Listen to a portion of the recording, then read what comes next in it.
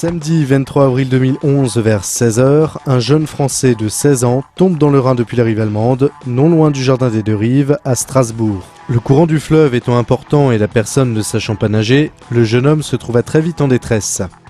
Malgré l'intervention des secours français et allemands, la victime n'a pu être retrouvée. Et la protection civile du Bas-Rhin, en collaboration avec leurs homologues allemands du Technisches Hilfswerk Ortsverband Kehl, ont débuté leurs recherches dès le lendemain matin. Mais comment cette mission de recherche franco-allemande a-t-elle pu être possible? C'est la question que nous avons posée aux deux responsables opérationnels, allemands et français. Durch die jahrelange gute Zusammenarbeit des THW Ortsverband Kehls mit der Protection Civil haben wir ein Abkommen getroffen, zusammen mit der Police Nationale, dass die Protection Civil uns über die Leitstelle in Offenburg alarmiert.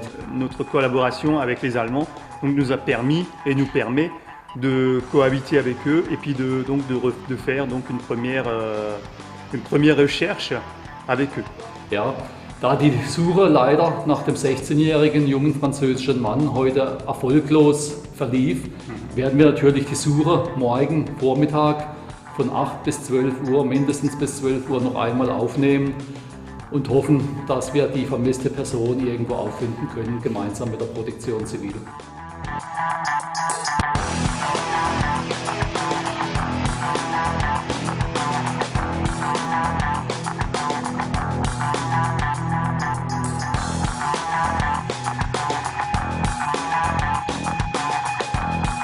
Arrivé rapidement sur les lieux de l'incident, la recherche a pu débuter.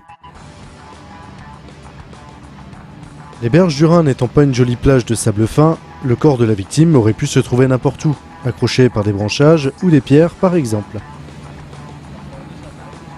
De même, certaines difficultés ont ralenti la progression de l'équipage.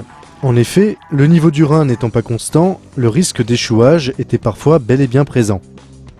Après plus de 2 heures de recherche effectuées du côté de la berge allemande et française, sur une distance de 3 km en amont et de 2 km en aval à partir du lieu de l'incident, les recherches ont été suspendues.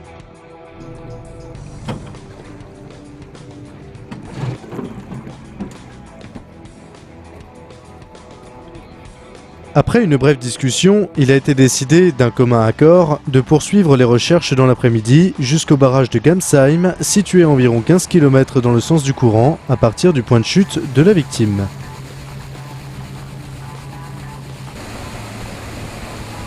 Arrivé jusqu'au barrage de Gamsheim, et malgré les recherches minutieuses effectuées, la victime restait toujours introuvable.